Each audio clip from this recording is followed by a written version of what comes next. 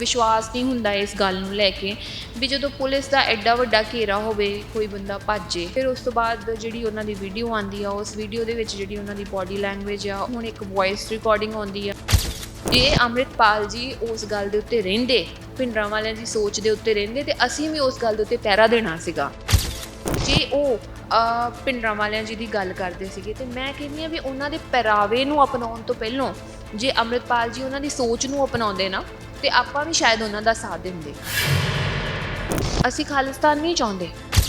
ਜਦੋਂ ਰਾਮ ਰਹੀਮ ਨੂੰ ਮਾਫੀ ਦੇਣੀ ਸੀਗੀ ਉਦੋਂ ਤੇ ਅਸੀਂ ਸਰਬੱਤ ਖਾਲਸਾ ਨਹੀਂ ਸੱਦਿਆ ਤੇ ਫਿਰ ਇਹ ਮਤਲਬ ਹੁਣ ਸਰਬੱਤ ਖਾਲਸਾ ਸੱਦਿਆ ਜਾ ਰਿਹਾ। ਤੁਹਾਨੂੰ ਲੱਗਦਾ ਨਹੀਂ ਕਿਤੇ ਨਾ ਕਿਤੇ ਪਿੱਛੇ ਇੱਕ ਬਹੁਤ ਵੱਡੀ ਸਿਆਸਤ ਤੇ ਪੋਲਿਟਿਕਸ ਚੱਲ ਰਹੀ ਹੈ। 328 ਸਰੂਪ ਗੁਰੂ ਗ੍ਰੰਥ ਸਾਹਿਬ ਜੀ ਦੇ ਚੋਰੀ ਹੋਏ ਉਹਦੇ ਬਾਰੇ ਅੱਜ ਤੱਕ ਉਹਨਾਂ ਨੇ ਖੁੱਲ੍ਹ ਕੇ ਨਹੀਂ ਬੋਲਿਆ। ਬਰਗਾੜੀ ਕਾਂਡ ਹੋਇਆ ਉਹਦੇ ਬਾਰੇ ਨਹੀਂ ਬੋਲਿਆ। ਗੁਰੂ ਸਾਹਿਬ ਦੀ ਬੇਅਦਬੀ ਕੀਤੀ ਗਈ ਉਹਦੇ ਬਾਰੇ ਅੱਜ ਤੱਕ ਉਹਨਾਂ ਨੇ ਨਹੀਂ ਬੋਲਿਆ। ਤੇ ਉਹਨਾਂ ਮੁੱਦਿਆਂ ਦੇ ਉੱਤੇ ਉਹਨਾਂ ਨੇ ਅੱਜ ਤੱਕ ਕਿਉਂ ਨਹੀਂ ਗੱਲ ਕੀਤੀ, ਕਿਉਂ ਨਹੀਂ ਬੋਲੇ? ਕੀ ਗੱਲ ਕਿਸੇ ਪਾਰਟੀ ਦਾ ਦਬਾਅ ਸੀਗਾ ਉਹਨਾਂ ਦੇ ਉੱਤੇ? ਕੀ ਗੱਲ ਉਸ ਪਾਰਟੀ ਦੀ ਖੁਦ ਦੀ ਇਨਵੋਲਵਮੈਂਟ ਸੀਗੀ ਉਸ ਗੱਲ ਦੇ ਉੱਤੇ? ਅਮਿਤ ਸ਼ਾਹ ਹੁਣਾਂ ਦਾ ਕੱਲ੍ਹ ਬਿਆਨ ਆਉਂਦਾ, ਉਹ ਕਹਿੰਦੇ ਕਿ ਜੀ ਜਿੱਦਾਂ ਸਟੇਟ ਗਵਰਨਮੈਂਟ ਚਾਹੂਗੀ ਉਸੇ ਤਰੀਕੇ ਨਾਲ ਅਸੀਂ ਕੰਮ ਕਰਾਂਗੇ। ਹਰ ਕੋਈ ਸਿਆਸਤ ਕਰ ਰਿਹਾ ਆ। ਕਿਤੇ ਕਿਹੜੀ ਪਾਰਟੀ ਦਾ ਕਿਸ ਪਾਰਟੀ ਦੇ ਨਾਲ ਗਠਬੰਧਨ ਸੀਗਾ, ਆਪਾਂ ਨੂੰ ਬੜੀ ਡੀਪਲੀ ਇਹ ਰੂਟਸ ਦੇ ਥਰੂ ਸੋਚਣ ਦੀ ਲੋੜ ਹੈ ਸਾਰੀਆਂ ਗੱਲਾਂ। ਭਗਵੰਤ ਮਾਨ ਹੁਣਾਂ ਨੇ ਮੁੱਖ ਮੰਤਰੀ ਨੇ ਸਵਾਲ ਚੁੱਕੇ ਅਕਾਲ ਤਖਤ ਸਾਹਿਬ ਦੇ ਜਥੇਦਾਰ ਦੇ ਉੱਪਰ। ਉਹ ਕਹਿੰਦੇ ਕਿ ਜਿਸ ਤਰੀਕੇ ਦੇ ਤੁਸੀਂ ਬਿਆਨ ਦੇ ਰਹੇ ਹੋ ਸਭ ਨੂੰ ਪਤਾ ਹੈ ਕਿ ਤੁਸੀਂ ਬਾਦਲਾਂ ਦੀ ਬੋਲੀ ਬੋਲ ਰਹੇ ਹੋ। ਭਗਵੰਤ ਮਾਨ ਸਰਕਾਰ ਨੂੰ ਫੇਲ ਕਰਨ ਦੀ ਕੋਸ਼ਿਸ਼ ਕੀਤੀ ਜਾ ਰਹੀ ਹੈ ਵੀ ਹਾਂ ਵੀ ਇਹਨਾਂ ਦੀ ਸਰਕਾਰ ਨੂੰ ਫੇਲ ਕਰਵਾ ਦਿੱਤਾ ਜਾਵੇ। ਪੰਜਾਬ ਪੁਲਿਸ ਤੇ ਸੈਂਟਰਲ ਏਜੰਸੀਆਂ ਨੇ ਮਿਲ ਕੇ ਆਪਰੇਸ਼ਨ ਅਮਰਤਪਾਲ ਚਲਾਇਆ। ਅਮਰਤਪਾਲ ਦੇ ਬਹੁਤ ਸਾਰੇ ਸਾਥੀ ਗ੍ਰਿਫਤਾਰ ਹੋਏ ਪਰ ਅਮਰਤਪਾਲ ਸਿੰਘ ਦਾ ਅਜੇ ਅਤਾ ਪਤਾ ਨਹੀਂ ਹੈ। ਪਰ ਅਮਰਤਪਾਲ ਸਿੰਘ ਨੇ ਇੱਕ ਵੀਡੀਓ ਰਿਲੀਜ਼ ਜ਼ਰੂਰ ਕਰਤਾ ਔਰ ਉਸ ਤੋਂ ਬਾਅਦ ਤਾਂ ਨਵੀਂ ਗੱਲ ਆ ਗਈ ਕਿ ਇੱਕ ਆਡੀਓ ਵੀ ਰਿਲੀਜ਼ ਕਰ ਦਿੱਤਾ ਅਮਰਤਪਾਲ ਸਿੰਘ ਨੇ ਔਰ ਅਕਾਲ ਤਖਤ ਸਾਹਿਬ ਦੇ ਜਥੇਦਾਰ ਨੂੰ ਫਿਰ ਤੋਂ ਕਿਹਾ ਹੈ ਕਿ ਸਰਬੱਤ ਖਾਲਸਾ ਬੁਲਾਇਆ ਜਾਵੇ। ਸੋਨੀਆ ਮਾਨ ਸਾਡੇ ਨਾਲ ਮੌਜੂਦ ਨੇ, ਗੱਲਬਾਤ ਕਰਾਂਗੇ ਇਹਨਾਂ ਦੇ ਨਾਲ। ਹਰ ਮਸਲੇ ਤੇ ਖੁੱਲ੍ਹ ਕੇ ਬੋਲਦੇ ਨੇ, ਪੰਜਾਬ ਦੇ ਇਸ਼ੂਜ਼ ਨੂੰ ਐਡਰੈਸ ਕਰਦੇ ਨਜ਼ਰ ਆਉਂਦੇ ਆ। ਸੋਨੀਆ ਜੀ ਕਿਵੇਂ ਦੇਖਦੇ ਹੋ ਸਭ ਤੋਂ ਪਹਿਲਾਂ ਤਾਂ ਅਮਰਿਤਪਾਲ ਦਾ ਇਸ਼ੂ ਔਰ ਜਥੇਦਾਰ ਸਾਹਿਬ ਨੂੰ ਕਿਹਾ ਕਿ ਸਰਬੱਤ ਖਾਲਸਾ ਬੁਲਾਇਆ ਜਾਵੇ? ਵੇਖੋ ਜੀ, ਜਥੇਦਾਰ ਸਾਹਿਬ ਜੀ ਦੀ ਅਸੀਂ ਰਿਸਪੈਕਟ ਕਰਦੇ ਹਾਂ ਕਿਉਂਕਿ ਅਕਾਲ ਤਖਤ ਨੂੰ ਅਸੀਂ ਸਿੱਖਾਂ ਦੀ ਪਾਰਲੀਮੈਂਟ ਕਹਿੰਦੇ ਹਾਂ। ਸਭ ਤੋਂ ਪਹਿਲਾਂ ਤਾਂ ਮੈਂ ਹੈਰਾਨ ਸੀ ਇਸ ਗੱਲ ਦੇ ਉੱਤੇ ਕਿ ਪਹਿਲੀ ਵਾਰ ਜਥੇਦਾਰ ਸਾਹਿਬ ਨੇ ਮੀਟਿੰਗ ਬੁਲਾ ਕੇ ਅੰਮ੍ਰਿਤਪਾਲ ਦੀ ਗੱਲ ਰੱਖੀ ਹੈ। ਔਰ ਕਿਉਂਕਿ ਅੱਜ ਤੱਕ ਆਪਾਂ ਕਿੰਨੀ ਵਾਰੀ ਐਕਸਪੈਕਟ ਕੀਤਾ ਹੈ ਆਪਣੇ ਅਕਾਲ ਤਖਤ ਦੇ ਜਥੇਦਾਰ ਜੀ ਕੋਲੋਂ ਕਿ ਉਹ ਬਹਿਬਲ ਕਲਾਂ ਦੇ ਉੱਤੇ ਕਾਂਡ ਹੋਇਆ ਉਹਦੇ ਬਾਰੇ ਉਹਨਾਂ ਨੇ ਕਦੀ ਕੋਈ ਗੱਲ ਨਹੀਂ ਕੀਤੀ। 328 ਸਰੂਪ ਗੁਰੂ ਗ੍ਰੰਥ ਸਾਹਿਬ ਜੀ ਦੇ ਚੋਰੀ ਹੋਏ ਉਹਦੇ ਬਾਰੇ ਅੱਜ ਤੱਕ ਉਹਨਾਂ ਨੇ ਖੁੱਲ੍ਹ ਕੇ ਨਹੀਂ ਬੋਲਿਆ। ਬਰਗਾੜੀ ਕਾਂਡ ਹੋਇਆ ਉਹਦੇ ਬਾਰੇ ਨਹੀਂ ਬੋਲਿਆ। ਗੁਰੂ ਸਾਹਿਬ ਦੀ ਬੇਅਦਬੀ ਕੀਤੀ ਗਈ ਉਹਦੇ ਬਾਰੇ ਅੱਜ ਤੱਕ ਉਹਨਾਂ ਨੇ ਨਹੀਂ ਬੋਲਿਆ। ਉੱਤੋਂ ਰਾਮ ਰਹੀਮ ਜੀ ਨੂੰ ਲਾਈਕ ਮਾਫ ਕਰ ਦਿੱਤਾ ਗਿਆ। ਇਹ ਇੱਕ ਸਿੱਖ ਹੋਣ ਦੇ ਨਾਤੇ ਸਾਡੇ ਦਿਲਾਂ ਦੇ ਵਿੱਚ ਰੋਸ ਹੈ ਔਰ ਮੈਨੂੰ ਲੱਗਦਾ ਹਰ ਇੱਕ ਸਿੱਖ ਦੇ ਦਿਲ ਦੇ ਵਿੱਚ ਰੋਸ ਹੈ ਕਿਉਂਕਿ ਸਾਡੇ ਵਾਸਤੇ ਗੁਰੂ ਗ੍ਰੰਥ ਸਾਹਿਬ ਤੋਂ ਉੱਤੇ ਕੁਛ ਨਹੀਂ, ਮਤਲਬ ਅਸੀਂ ਮੰਨਦੇ ਹਾਂ। ਸੋ ਮੈਨੂੰ ਲੱਗਦਾ ਵੀ ਜਥੇਦਾਰ ਸਾਹਿਬ ਨੇ ਗੁਰੂ ਗ੍ਰੰਥ ਸਾਹਿਬ ਜੀ ਨੂੰ ਕੀ ਗੱਲ ਇੰਪੋਰਟੈਂਟ ਨਹੀਂ ਸੋਚਿਆ ਕਿ ਉਹਨਾਂ ਬਾਰੇ ਅੱਜ ਤੱਕ ਗੱਲ ਨਹੀਂ ਕੀਤੀ ਇੰਨੀ ਖੁੱਲ੍ਹ ਕੇ। ਸਰਬੱਤ ਖਾਲਸਾ ਜੇ ਬੁਲਾਉਣ ਦੀ ਗੱਲ ਸੀਗੀ, ਸਰਬੱਤ ਖਾਲਸਾ ਨੂੰ ਬੁਲਾਉਣਾ ਚਾਹੀਦਾ ਸੀਗਾ ਜਦੋਂ ਗੁਰੂ ਗ੍ਰੰਥ ਸਾਹਿਬ ਜੀ ਦੀ ਬੇਅਦਬੀ ਹੋਈ, ਜਦੋਂ ਨਾਲੀਆਂ ਦੇ ਵਿੱਚ ਸਾਡੇ ਗੁਰੂ ਸਾਹਿਬ ਦੇ ਜਿਹੜੇ ਅੰਗ ਪਾੜ ਕੇ ਸੁੱਟੇ ਗਏ, ਉਦੋਂ ਕਿਉਂ ਨਹੀਂ ਸਰਬੱਤ ਖਾਲਸਾ ਨੂੰ ਸੱਦਿਆ ਗਿਆ? ਉਦੋਂ ਕਿਉਂ ਨਹੀਂ ਇਹ ਗੱਲ ਰੱਖੀ ਗਈ? ਕੀ ਗੱਲ ਅੱਜ ਇੱਕ ਕੋਈ ਵੀ ਵਿਅਕਤੀ ਭਾਵੇਂ ਅੱਜ ਮੈਂ ਕਿਉਂ ਨਾ ਹੋਵਾਂ, ਮੈਨੂੰ ਪੁਲਿਸ ਫੜਨ ਲਈ ਲੱਭ ਰਹੀ ਹੋਵੇ, ਪਰ ਇੱਕ ਸਿੱਖ ਹੋਣ ਦੇ ਨਾਤੇ ਮੇਰੇ ਤੋਂ ਪਹਿਲੋਂ ਮੈਂ ਕਹਿੰਦੀ ਸਾਰਿਆਂ ਤੋਂ ਪਹਿਲੋਂ ਗੁਰੂ ਗ੍ਰੰਥ ਸਾਹਿਬ ਜੀ ਆਉਂਦੇ ਨੇ, ਉਹਨਾਂ ਬਾਰੇ ਗੱਲ ਰੱਖਣੀ ਚਾਹੀਦੀ ਆ। ਉਹਨਾਂ ਮੁੱਦਿਆਂ ਨੂੰ ਮਤਲਬ ਠੱਪਣਾ ਨਹੀਂ ਚਾਹੀਦਾ, ਉਹਨਾਂ ਮੁੱਦਿਆਂ ਦੇ ਉੱਤੇ ਗੱਲ ਕਰਨੀ ਚਾਹੀਦੀ ਆ। ਅਤੇ ਉਹਨਾਂ ਮੁੱਦਿਆਂ ਦੇ ਉੱਤੇ ਉਹਨਾਂ ਨੇ ਅੱਜ ਤੱਕ ਕਿਉਂ ਨਹੀਂ ਗੱਲ ਕੀਤੀ, ਕਿਉਂ ਨਹੀਂ ਬੋਲੇ? ਕੀ ਗੱਲ ਕਿਸੇ ਪਾਰਟੀ ਦਾ ਦਬਾਅ ਸੀਗਾ ਉਹਨਾਂ ਦੇ ਉੱਤੇ? ਕੀ ਗੱਲ ਉਸ ਪਾਰਟੀ ਦੀ ਖੁਦ ਦੀ ਇਨਵੋਲਵਮੈਂਟ ਸੀਗੀ ਉਸ ਗੱਲ ਦੇ ਉੱਤੇ? ਸੋ ਬਹੁਤ ਸਾਰੇ ਕੁਐਸਚਨ ਆਉਂਦੇ ਨੇ। ਮੈਂ ਤਾਂ ਪੰਜਾਬ ਦੇ ਲੋਕਾਂ ਨੂੰ ਇੱਕ ਗੱਲ ਦਾ ਮੈਸੇਜ ਦੇਣਾ ਚਾਹੁੰਦੀ ਹਾਂ। ਵੇਖੋ, ਸਿਆਸਤਦਾਨ ਆਪਣੀ ਪੋਲੀਟਿਕਸ ਕਰਨਗੇ, ਹਰ ਕੋਈ ਸਿਆਸਤ ਕਰ ਰਿਹਾ ਆ, ਭਾਵੇਂ ਉਹ ਬੀਜੇਪੀ ਹੋਵੇ ਭਾਵੇਂ ਕੋਈ ਵੀ ਪਾਰਟੀ ਹੋਵੇ, ਆਪਣੀ ਸਿਆਸਤ ਕਰਨਗੇ। ਬਟ ਆਪਾਂ ਨੂੰ ਸਾਰੇ ਮਸਲਿਆਂ ਦੀ ਜੜ੍ਹ ਤੱਕ ਜਾਣ ਦੀ ਗੱਲ ਸੋਚਣੀ ਚਾਹੀਦੀ ਹੈ। ਜੜ੍ਹ ਤੱਕ ਜਾਣਾ ਚਾਹੀਦਾ ਕਿ ਮਸਲਾ ਸ਼ੁਰੂ ਕਿੱਥੋਂ ਹੋਇਆ ਸੀਗਾ, ਕੀ ਗੱਲਬਾਤ ਹੋ ਰਹੀ ਹੈ, ਕੌਣ ਹੁਣ ਬਿਆਨ ਦੇ ਰਿਹਾ ਹੈ, ਕੌਣ ਹੈ ਉਹਦੇ ਪਿੱਛੇ, ਠੀਕ ਹੈ। ਇਹ ਸਾਰੀਆਂ ਗੱਲਾਂ ਦਾ ਆਪਾਂ ਨੂੰ ਇੱਕ ਸੋਚ ਵਿਚਾਰ ਕੇ ਆਪਾਂ ਨੂੰ ਡਿਸੀਜਨ ਮੇਕਿੰਗ ਕਰਨੀ ਚਾਹੀਦੀ ਹੈ। ਔਰ ਕਿਉਂਕਿ ਮੈਨੂੰ ਲੱਗਦਾ ਹੈ ਕਿ ਸਿੱਖ ਕੌਮ ਵਾਸਤੇ, ਸਿੱਖਾਂ ਵਾਸਤੇ ਗੁਰੂ ਗ੍ਰੰਥ ਸਾਹਿਬ ਜੀ ਦੇ ਉੱਤੇ ਕੁਛ ਨਹੀਂ ਹੈਗਾ। ਔਰ ਸਾਡੇ ਤੇ ਇਹ ਮਸਲੇ ਹਜੇ ਤੱਕ ਹੱਲ ਨਹੀਂ ਹੋਏ। ਮੈਨੂੰ ਲੱਗਦਾ ਜੇ ਇਹ ਮਸਲੇ ਹੱਲ ਹੋ ਜਾਣਗੇ ਨਾ ਤੇ ਉਦਣ ਸਾਰੇ ਲੋਕਾਂ ਨੂੰ ਸ਼ਾਂਤੀ ਮਿਲੂਗੀ।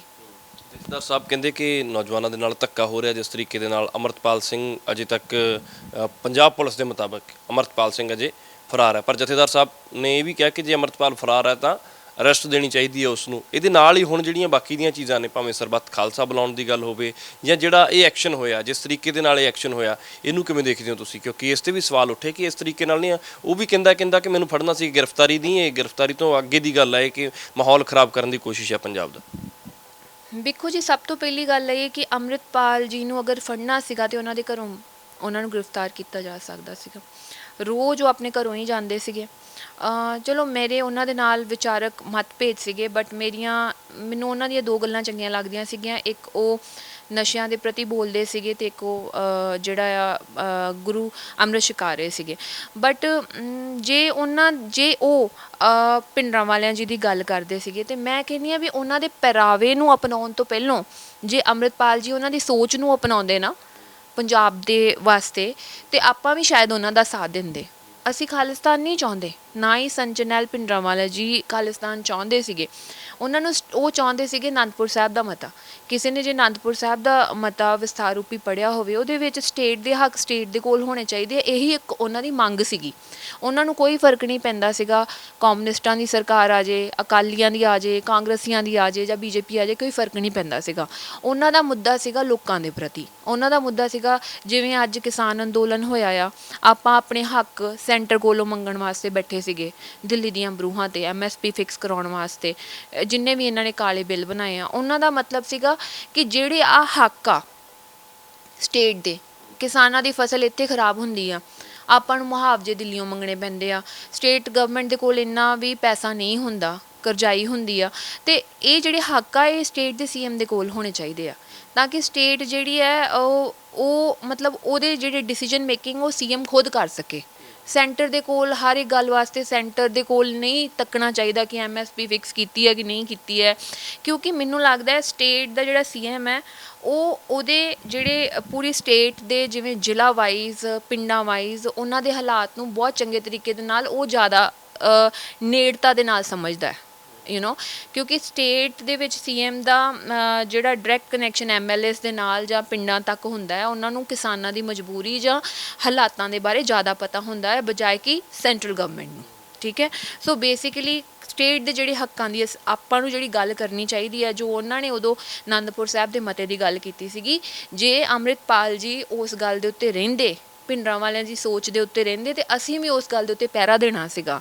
ਬਟ ਜਦੋਂ ਉਹ ਗੱਲ ਕਰ ਰਹੇ ਨੇ ਖਾਲਿਸਤਾਨ ਦੀ ਜਾਂ ਫਿਰ ਆਪਣੇ ਭਾਰਤ ਨੂੰ ਤੋੜਨ ਦੀ, ਕਿਉਂਕਿ ਭਾਰਤ ਨੂੰ ਆਜ਼ਾਦ ਕਰਾਉਣ ਵਾਸਤੇ ਸਾਡੇ ਸਿੱਖਾਂ ਨੇ ਜਾਂ ਸਾਰਿਆਂ ਨੇ, ਸ਼ਹੀਦ ਆਜ਼ਮ ਭਗਤ ਸਿੰਘ ਜੀ ਨੇ ਮਤਲਬ ਕੁਰਬਾਨੀ ਦਿੱਤੀ, ਸਾਰਿਆਂ ਨੇ ਦਿੱਤੀ ਆ।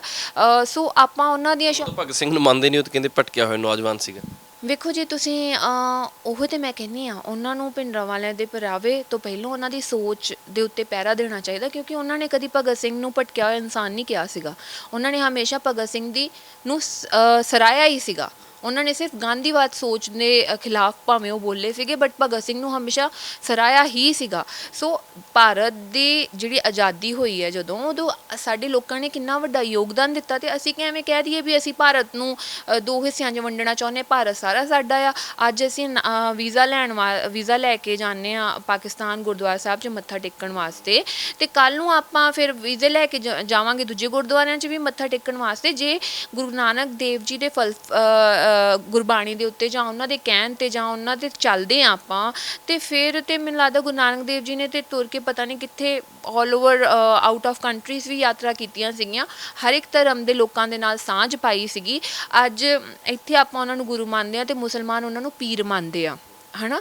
ਤੇ ਆਪਾਂ ਨੂੰ ਉਹ ਸਾਰਾ ਕੁਝ ਪਤਾ ਆ। ਆਪਣਾ ਧਰਮ ਤੇ ਵੇਖੋ ਜੀ ਸਾਂਝ ਸਿਖਾਉਂਦਾ, ਪਿਆਰ ਸਿਖਾਉਂਦਾ ਆ, ਮਤਲਬ ਵੰਡ ਨਹੀਂ ਸਿਖਾਉਂਦਾ। ਔਰ ਬੇਸਿਕਲੀ ਮੈਨੂੰ ਤੇ ਜੋ ਸਿਨੈਰੀਓ ਲੱਗ ਰਿਹਾ, ਮੈਨੂੰ ਤੇ ਇਹੀ ਲੱਗਦਾ ਹੈ ਕਿ ਵੇਖੋ ਬੀਜੇਪੀ ਜੋ ਇੱਕ ਪੋਲਰਾਈਜੇਸ਼ਨ ਪੰਜਾਬ ਦੇ ਵਿੱਚ ਤੇ ਹੋ ਹੀ ਗਈ ਆ। ਵੇਖੋ ਹਿੰਦੂ ਡਰ ਚੁੱਕੇ ਨੇ, ਉਹਨਾਂ ਨੂੰ ਲੱਗਦਾ ਹੈ ਕਿ ਸਿੱਖ ਅਲੱਗ ਹੋ ਚੁੱਕੇ ਨੇ, ਕਈਆਂ ਨੇ ਤੇ ਆਪਣੇ ਵਿਆਹ ਵੀ ਕੈਂਸਲ ਕਰ ਦਿੱਤੇ ਇਸ ਚੀਜ਼ ਨੂੰ, ਪੰਜਾਬ ਦੇ ਮਾਹੌਲ ਨੂੰ ਖਰਾਬ ਕਰਨ ਦਾ ਜਿਹੜਾ ਸਿਨੈਰੀਓ ਇੱਕ ਨੈਰੇਟਿਵ ਸਿਰਜਿਆ ਜਾ ਰਿਹਾ ਹੈ। ਇੱਕ ਭਗਵੰਤ ਮਾਨ ਸਰਕਾਰ ਨੂੰ ਫੇਲ ਕਰਨ ਦੀ ਕੋਸ਼ਿਸ਼ ਕੀਤੀ ਜਾ ਰਹੀ ਹੈ ਵੀ ਹਾਂ ਵੀ ਇਹਨਾਂ ਦੀ ਸਰਕਾਰ ਨੂੰ ਫੇਲ ਕਰਵਾ ਦਿੱਤਾ ਜਾਵੇ ਤੇ ਅੱਗੇ ਤੋਂ ਲੋਕੀ ਇਹਨਾਂ ਤੇ ਵਿਸ਼ਵਾਸ ਨਾ ਕਰਨ। ਤੇ ਫਿਰ ਕਾਂਗਰਸ ਉਵੇਂ ਖਤਮ ਹੋ ਚੁੱਕੀ ਹੈ ਤੇ ਫਿਰ ਫਾਇਦਾ ਕਿਹਨੂੰ ਹੈ? ਤੁਸੀਂ ਆਪ ਵੇਖ ਸਕਦੇ ਹੋ ਕਿਹੜੀਆਂ ਪਾਰਟੀਆਂ ਨੂੰ ਫਾਇਦਾ ਹੈ। ਭਗਵੰਤ ਮਾਨ ਹੁਣਾਂ ਦਾ ਬਿਆਨ ਆਇਆ ਸੀ ਇਹਦੇ ਤੇ, ਕਹਿੰਦੇ ਕਿ ਜਿਹੜਾ ਸਿਰ ਦੇਣ ਦੀਆਂ ਜਾਂ ਲੋਕਾਂ ਦੇ ਪੁੱਤਾਂ ਦੇ ਸਿਰ ਲੈਣ ਦੀਆਂ ਗੱਲਾਂ ਕਰਦਾ ਸੀ, ਹੁਣ ਭੱਜਿਆ ਕਿਉਂ ਫਿਰਦਾ, ਗ੍ਰਿਫਤਾਰੀ ਦੇਣੀ ਚਾਹੀਦੀ ਹੈ। ਉਸ ਤੋਂ ਬਾਅਦ ਅਮਿਤ ਸ਼ਾਹ ਹੁਣਾਂ ਦਾ ਕੱਲ ਬਿਆਨ ਆਉਂਦਾ, ਉਹ ਕਹਿੰਦੇ ਕਿ ਜੀ ਜਿੱਦਾਂ ਸਟੇਟ ਗਵਰਨਮੈਂਟ ਚਾਹੂਗੀ ਉਸੇ ਤਰੀਕੇ ਨਾਲ ਅਸੀਂ ਕੰਮ ਕਰਾਂਗੇ। ਉੱਥੇ ਅਰਵਿੰਦ ਕੇਜਰੀਵਾਲ ਹੁਣਾਂ ਦਾ ਬਿਆਨ ਆਉਂਦਾ, ਇਸ ਪੂਰੇ ਇਸ਼ੂ ਦੇ ਉੱਪਰ, ਇਸ ਪੂਰੇ ਆਪਰੇਸ਼ਨ ਦਾ ਨਾਇਕ ਬਣਾ ਕੇ ਭਗਵੰਤ ਮਾਨ ਨੂੰ ਪੇਸ਼ ਕੀਤਾ ਜਾ ਰਿਹਾ, ਕਿਉਂਕਿ ਉਹ ਕਹਿੰਦੇ ਕਿ ਜਿੱਦਾਂ ਭਗਵੰਤ ਮਾਨ ਨੇ ਬਹੁਤ ਵਧੀਆ ਕੰਮ ਕੀਤਾ ਔਰ ਕਰੜਾ, ਇਸ ਤੋਂ ਵੀ ਕਰੜਾ ਸਟੈਪ ਚੁੱਕਣਾ ਪਿਆ ਤਾਂ ਅਸੀਂ ਚੁੱਕਾਂਗੇ। ਇਹਨਾਂ ਸਾਰੀਆਂ ਬਿਆਨਬਾਜ਼ੀਆਂ ਨੂੰ ਕਿਵੇਂ ਦੇਖਦੇ ਹੋ ਤੁਸੀਂ? ਤੁਹਾਨੂੰ ਲੱਗਦਾ ਕਿ ਭਗਵੰਤ ਮਾਨ ਨੂੰ ਇੱਕ ਇਸ ਦਾ ਪੂਰਾ ਇੱਕ ਇਕੱਲਾ ਨਾਇਕ ਬਣਾ ਕੇ ਪੇਸ਼ ਕਰਨ ਦੀ ਕੋਸ਼ਿਸ਼ ਹੈ ਕਿ ਕੱਲ ਸਾਰੀ ਗੱਲ ਭਗਵੰਤ ਮਾਨ ਨੇ ਕੀਤਾ? ਵੇਖੋ ਜੀ ਮੈਨੂੰ ਇਹ ਲੱਗਦਾ ਹੈ ਕਿ ਜਦੋਂ ਇਹ ਸਾਰਾ ਸਿਨੈਰੀਓ ਸ਼ੁਰੂ ਹੋਇਆ ਸੀਗਾ, ਜੇ ਤੁਸੀਂ ਉਦੋਂ ਹੀ ਇਸ ਚੀਜ਼ ਨੂੰ ਠੱਪ ਦਿੰਦੇ ਤੇ ਇੰਨਾ ਵੱਡਾ ਇਹ ਬਣਨਾ ਵੀ ਨਹੀਂ ਸੀਗਾ, ਠੀਕ ਹੈ। ਔਰ ਜਦੋਂ ਅਜਨਾਲੇ ਦੇ ਵਿੱਚ ਇਹ ਸਾਰੀਆਂ ਗੱਲਾਂ ਹੋਈਆਂ ਉਦੋਂ ਤੁਸੀਂ FIR ਕੱਟ ਦਿੰਦੇ ਹੋ, ਫਿਰ ਉਸ ਤੋਂ ਬਾਅਦ ਤੁਹਾਨੂੰ ਉਸੇ ਟਾਈਮ ਉਸ ਚੀਜ਼ ਦੇ ਉੱਤੇ ਐਕਸ਼ਨ ਲੈਣਾ ਚਾਹੀਦਾ ਸੀਗਾ। ਔਰ ਜੇ ਅੰਮ੍ਰਿਤਪਾਲ ਜੀ ਦੇ ਉੱਤੇ ਜਿਹੜੀ ਬਣਦੀ ਕਾਰਵਾਈ ਹੈਗੀ ਹੈ, ਪੁਲਿਸ ਨੇ FIR ਕੱਟੀ ਸੀਗੀ ਤੇ ਉਹ ਉਹਨਾਂ ਨੂੰ ਬੁਲਾ ਕੇ ਗ੍ਰਿਫਤਾਰ ਕਰਕੇ ਜੋ ਵੀ ਜਿਸ ਤਰੀਕੇ ਦੇ ਨਾਲ ਕਰਦੀ ਇੱਕ ਪੁਲਿਸ ਪ੍ਰਸ਼ਾਸਨ ਦੇ ਤੌਰ ਦੇ ਉੱਤੇ, ਪਹਿਲੀ ਗੱਲ ਆ ਜੇ ਉਹਨਾਂ ਦੇ ਉਸ ਦਿਨ ਬੰਦੇ ਨੂੰ ਫੜਿਆ ਸੀਗਾ, ਜੇ ਉਹਦੇ ਉੱਤੇ ਧਾਰਾਵਾਂ ਸੀਗੀਆਂ, ਜੇ ਉਹ ਸੱਚੀ ਕਲਪ੍ਰਿਟ ਸੀਗਾ ਤੇ ਉਹਨੂੰ ਛੱਡਣਾ ਨਹੀਂ ਚਾਹੀਦਾ ਸੀਗਾ। ਪਹਿਲੀ ਗੱਲ ਇਹ ਹੈ, ਭਾਵੇਂ ਜੋ ਵੀ ਹੋ ਜਾਂਦਾ। ਤੇ ਜੇ ਕੋਈ ਇਨਸਾਨ ਨੇ ਗਲਤੀ ਕੀਤੀ ਹੈ ਤੇ ਉਹਨੂੰ ਫੜ ਕੇ ਉਹਨਾਂ ਜੋ ਵੀ ਕਾਰਵਾਈ ਉੱਤੇ ਕਰਨੀ ਚਾਹੀਦੀ ਸੀਗੀ, ਜੋ ਇੱਕ ਲਾਅ ਐਂਡ ਆਰਡਰ ਕਹਿੰਦਾ ਆ, ਹੈ ਨਾ। ਇਸ ਤਰੀਕੇ ਦੇ ਨਾਲ ਜੋ ਇੱਕ ਪੰਜਾਬ ਦਾ ਮਾਹੌਲ ਬਣਿਆ ਆ, ਪਹਿਲੀ ਗੱਲ ਇਹ ਵਿਸ਼ਵਾਸ ਨਹੀਂ ਹੁੰਦਾ ਇਸ ਗੱਲ ਨੂੰ ਲੈ ਕੇ ਵੀ ਜਦੋਂ ਪੁਲਿਸ ਦਾ ਐਡਾ ਵੱਡਾ ਘੇਰਾ ਹੋਵੇ ਕੋਈ ਬੰਦਾ ਭੱਜੇ, ਠੀਕ ਹੈ। ਔਰ ਫਿਰ ਉਸ ਤੋਂ ਬਾਅਦ ਜਿਹੜੀ ਉਹਨਾਂ ਦੀ ਵੀਡੀਓ ਆਉਂਦੀ ਆ, ਉਸ ਵੀਡੀਓ ਦੇ ਵਿੱਚ ਜਿਹੜੀ ਉਹਨਾਂ ਦੀ ਬਾਡੀ ਲੈਂਗੁਏਜ ਆ, ਉਸ ਤੋਂ ਬਾਅਦ ਹੁਣ ਇੱਕ ਵੌਇਸ ਰਿਕਾਰਡਿੰਗ ਆਉਂਦੀ ਆ। ਇਹ ਗੱਲਾਂ ਲਾਈਕ ਉਹਨਾਂ ਦਾ ਇੱਕ ਗੱਲ ਨੂੰ ਅਕਾਲ ਤਖਤ ਦੇ ਜਥੇਦਾਰ ਜੀ ਨੂੰ ਇੱਕ ਗੱਲ ਨੂੰ ਪ੍ਰਵੋਕ ਕਰਕੇ ਕਹਿਣਾ ਵੀ ਤੁਸੀਂ ਸਰਬੱਤ ਖਾਲਸਾ ਸੱਦੋ ਤੇ ਗੱਲ ਕਰੋ। ਇਹ ਕਿਤੇ ਨਾ ਕਿਤੇ ਵੇਖੋ ਜਿਹੜੇ ਲੋਕੀ ਮੈਂ ਸੋਸ਼ਲ ਮੀਡੀਆ ਤੇ ਦੇਖ ਰਹੀ ਸੀਗੀ ਅੰਮ੍ਰਿਤਪਾਲ ਦੇ ਖਿਲਾਫ ਬੋਲਦੇ ਸੀਗੇ ਪਾਰਟੀ ਵਾਲੇ, ਅੱਜ ਉਹ ਅੰਮ੍ਰਿਤਪਾਲ ਦੀਆਂ ਪੋਸਟਾਂ ਪਾ ਰਹੇ ਨੇ।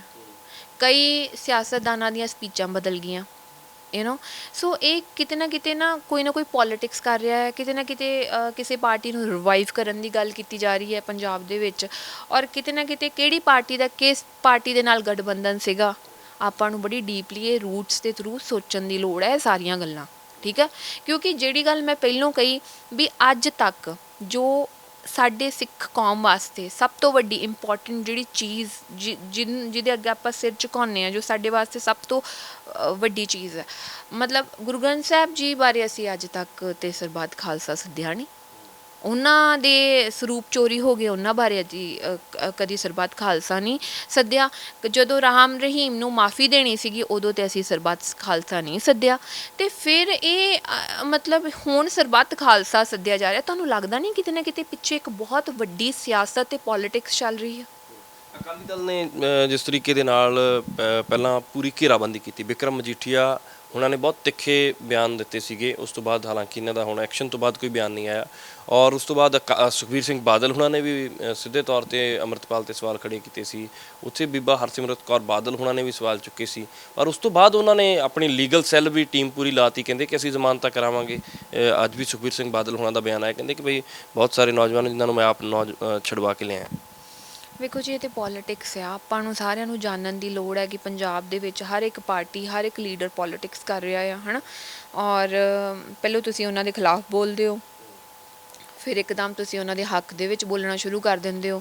ਕਈ ਲੋਕ ਆਪਣਾ ਬਿਆਨ ਚੇਂਜ ਕਰ ਲੈਂਦੇ ਨੇ। ਸੋ ਬੇਸਿਕਲੀ ਮੈਂ ਤਾਂ ਇੱਕੋ ਰਿਕੁਐਸਟ ਕਰੂੰਗੀ ਕਿ ਅਕਾਲ ਤਖਤ ਸਾਹਿਬ ਦੇ ਜਿਹੜੇ ਜਥੇਦਾਰ ਜੀ ਆ ਉਹਨਾਂ ਨੂੰ ਇੰਡੀਪੈਂਡੈਂਟਲੀ ਚੱਲਣਾ ਚਾਹੀਦਾ ਆ।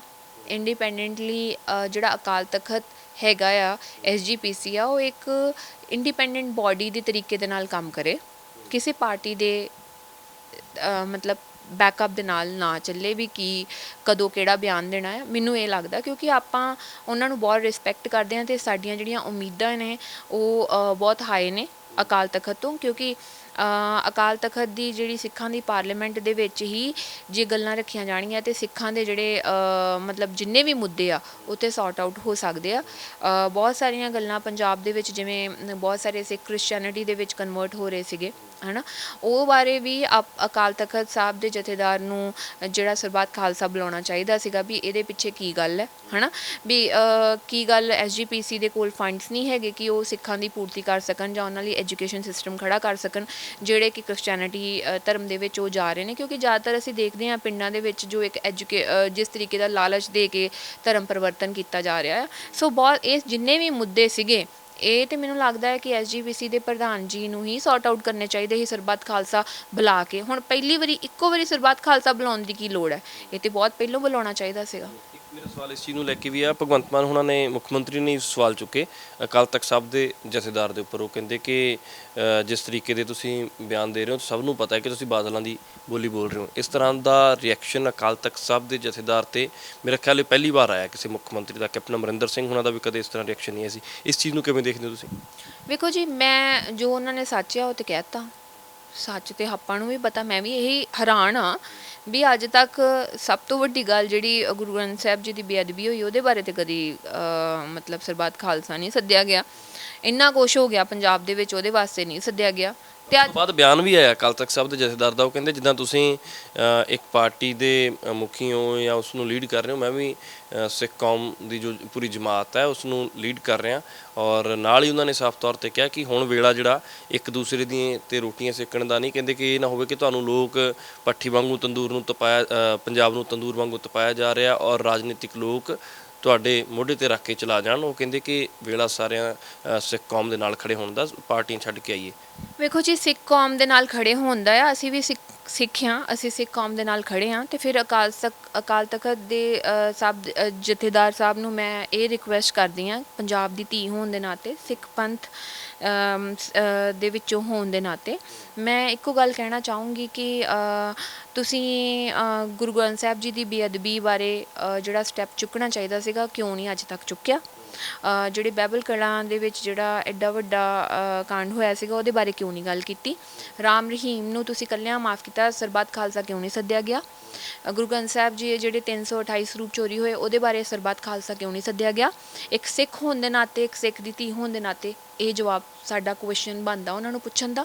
ਅਸੀਂ ਕਿਸੇ ਪਾਰਟੀ ਨੂੰ ਬਿਲੋਂਗ ਨਹੀਂ ਕਰਦੇ, ਇੱਕ ਪੰਜਾਬ ਦੇ ਵਿੱਚ ਰਹਿੰਦੇ ਹੋਏ ਇੱਕ ਵਸਨੀਕ ਦੇ ਨਾਤੇ ਅਸੀਂ ਉਹਨਾਂ ਨੂੰ ਇਹ ਕੁਐਸਚਨ ਪੁੱਛਦੇ ਹਾਂ ਅਤੇ ਸਾਡਾ ਮੈਨੂੰ ਲੱਗਦਾ ਹੱਕ ਵੀ ਬਣਦਾ ਹੈ ਪੁੱਛਣਾ। ਅਤੇ ਉਹਨਾਂ ਨੇ ਅੱਜ ਤੱਕ ਕਿਉਂ ਨਹੀਂ ਸਰਬੱਤ ਖਾਲਸਾ ਸੱਦਿਆ? Thank you. ਤਾਂ ਸੋਨੀਆ ਮਾਨ ਸਾਡੇ ਨਾਲ ਸਨ। ਸੋਨੀਆ ਮਾਨ ਨੇ ਬਹੁਤ ਸਾਰੇ ਸਵਾਲ ਚੁੱਕੇ ਨੇ ਹਰ ਮਸਲੇ ਤੇ। ਸੋਨੀਆ ਮਾਨ ਹੁਣੀ ਖੁੱਲ੍ਹ ਕੇ ਬੋਲਦੇ ਨਜ਼ਰ ਆਉਂਦੇ, ਭਾਵੇਂ ਕਿਸਾਨ ਅੰਦੋਲਨ ਦੀ ਗੱਲ ਹੋਵੇ ਜਾਂ ਹੋਰ ਵੀ ਪੰਜਾਬ ਦੇ ਜਿੰਨੇ ਵੀ ਮਸਲੇ ਹੋਣ। ਤਾਂ ਅਕਾਲ ਤਖਤ ਸਾਹਿਬ ਦੇ ਜਥੇਦਾਰ ਨੂੰ ਜਿਸ ਤਰੀਕੇ ਨਾਲ ਅਪੀਲ ਕੀਤੀ ਹੈ ਅੰਮ੍ਰਿਤਪਾਲ ਹੁਣਾਂ ਨੇ, ਔਰ ਉਸ ਤੋਂ ਬਾਅਦ ਇਹਨਾਂ ਨੇ ਸਿੱਧੇ ਤੌਰ 'ਤੇ ਸਵਾਲ ਚੁੱਕਿਆ ਕਿ ਇੱਕ ਪਾਰਟੀ ਦੀ ਬੋਲੀ ਬੋਲਣਾ ਇਹ ਠੀਕ ਨਹੀਂ ਹੈ। ਅਤੇ ਨਾਲ ਹੀ ਅਕਾਲ ਤਖਤ ਸਾਹਿਬ ਦੇ ਜਥੇਦਾਰ ਨੂੰ ਕਿਹਾ ਕਿ ਬਾਕੀ ਦੇ ਜਿਹੜੇ ਮਸਲੇ, ਭਾਵੇਂ ਗੁਰੂ ਸਾਹਿਬ ਦੇ ਜੋ ਸਰੂਪ ਗਾਇਬ ਹੋਏ ਉਹਨਾਂ 'ਤੇ ਜਾਂ ਗੁਰਮੀਤ ਰਾਮ ਰਹੀਮ ਨੂੰ ਮੁਆਫੀ ਦੇਣ ਦੀ ਗੱਲ ਸੀ ਉਸ ਸਮੇਂ 'ਤੇ, ਜਾਂ ਫਿਰ ਹੋਰ ਬਹੁਤ ਸਾਰੇ ਇਸ਼ੂਜ਼ ਸੀਗੇ ਜਦੋਂ ਬੇਅਦਬੀ ਹੋਈ ਉਦੋਂ ਸਰਬੱਤ ਖਾਲਸਾ ਕਿਉਂ ਨਹੀਂ ਬੁਲਾਇਆ ਗਿਆ। ਅਤੇ ਨਾਲ ਹੀ ਇਹ ਅਪੀਲ ਕੀਤੀ ਹੈ ਨੌਜਵਾਨਾਂ ਨੂੰ ਕਿ ਸ਼ਾਂਤੀ ਬਣਾ ਕੇ ਰੱਖਣ। ਪੰਜਾਬ ਦੇ ਵਿੱਚ ਹਿੰਦੂ ਵੀ ਰਹਿੰਦੇ ਆ, ਸਿੱਖ ਵੀ ਰਹਿੰਦੇ ਆ, ਮੁਸਲਿਮ ਤੇ ਈਸਾਈ ਵੀ ਰਹਿੰਦੇ ਆ, ਔਰ ਸਾਰੇ ਭਾਈਚਾਰੇ ਮਿਲ ਕੇ ਰਹਿਣ। ਅਤੇ ਨਾਲ ਹੀ ਇਹ ਵੀ ਕਿਹਾ ਕਿ ਜਿਹੜੇ ਕ੍ਰਿਸਚਨ ਧਰਮ ਦੇ ਵਿੱਚ ਜਾ ਰਹੇ ਨੇ ਬਹੁਤ ਸਾਰੇ, ਜਦੋਂ ਕਨਵਰਜਨ ਹੋ ਰਿਹਾ ਉਸ ਇਸ਼ੂ ਨੂੰ ਵੀ SGPC ਔਰ ਅਕਾਲ ਤਖਤ ਸਾਹਿਬ ਦੇ ਜਥੇਦਾਰ ਨੂੰ ਡੀਪਲੀ ਦੇਖਣਾ ਚਾਹੀਦਾ। ਕੈਮਰਾ ਪਰਸਨ ਬਲਜਿੰਦਰ ਦੇ ਨਾਲ ਵਿਕਰਮ ਸਿੰਘ, ਪ੍ਰੋ ਪੰਜਾਬ TV, ਚੰਡੀਗੜ੍ਹ।